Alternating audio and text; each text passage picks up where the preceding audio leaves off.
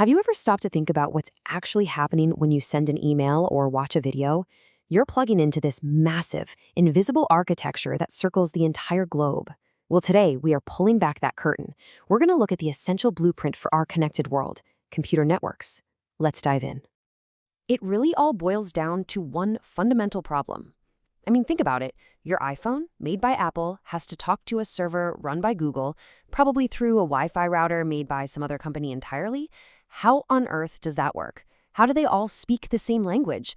That's the big question we're going to tackle. So the answer is you have to create a universal language. You need a set of common rules that everyone agrees to follow.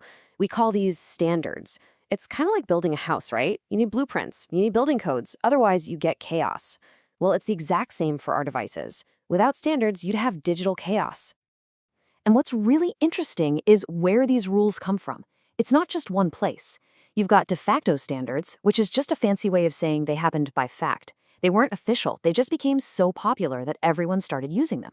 Then you have de jure standards, by law, which are the official rules laid down by some kind of recognized regulatory group. Okay, so once we've got the rulebook, the next part of our blueprint is to actually draw the map. This gets us into the physical structure of the network, a concept called topology. So network topology, it's really just the how all the different devices or nodes are physically wired up. The best way to think about it is like your city planner. Are you going to build a road from every single house to every other house, or are you going to make all the roads lead to a central town square? These design choices, they have massive consequences for how everything flows. And just like planning a city, there's no single perfect design. Not at all. Every single layout comes with its own set of trade-offs. What you gain in one area, you usually lose in another. So let's take a look at a few of the most common blueprints for connecting our digital world. First up, we've got the most direct, most robust, and honestly, the most intense layout you can imagine. It's called the mesh topology.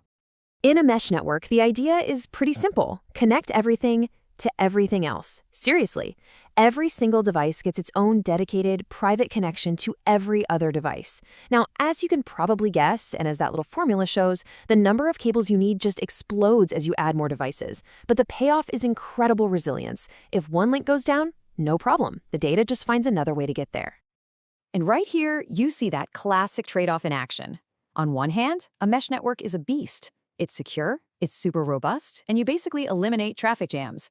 But the cost? Wow.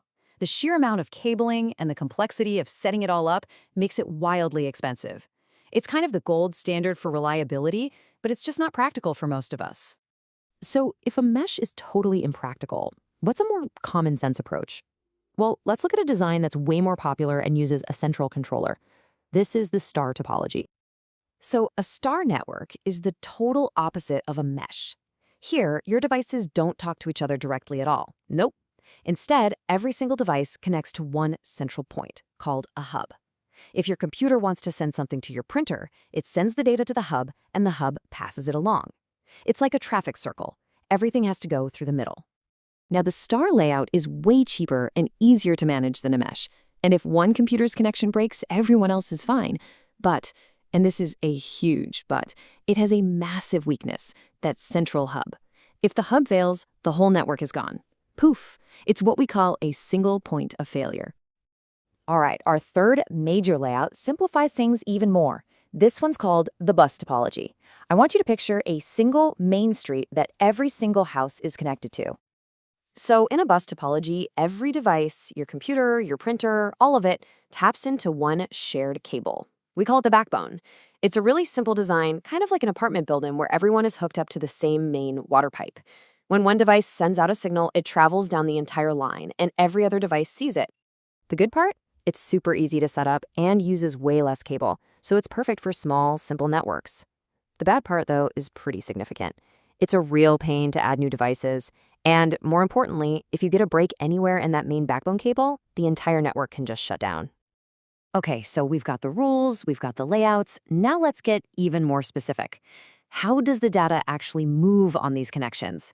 Is it a one-way street or a two-way highway? This is all about what's called the transmission mode. You've got two main extremes. First, there's Simplex. That's a one-way street, pure and simple. Data only goes in one direction, like from your keyboard to your computer. On the other end of the spectrum is full duplex. Think of this as a superhighway. Data can flow in both directions at the exact same time, just like when you're on the phone with someone. But right in the middle, there's a third option called half-duplex. With this one, devices can both send and receive, but, and this is the key, they can't do it at the same time.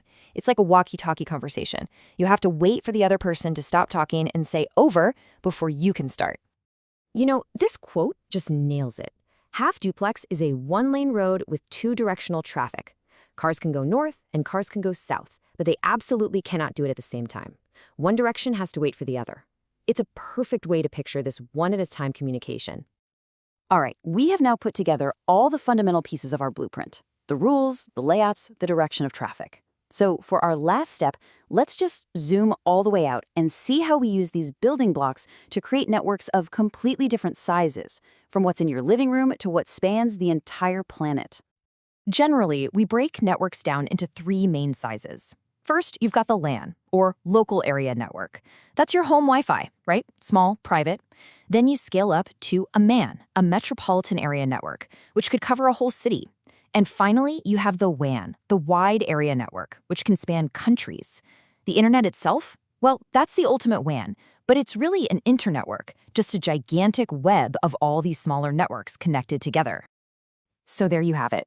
From the universal rules and physical layouts, all the way to the globe-spanning networks that connect us all, we've just unpacked the fundamental blueprint of our digital lives. But, you know, technology never stops. The demands on these networks are just exploding. So that leaves us with one last really big question to think about. What new blueprints are we going to need for a future where literally everything is connected?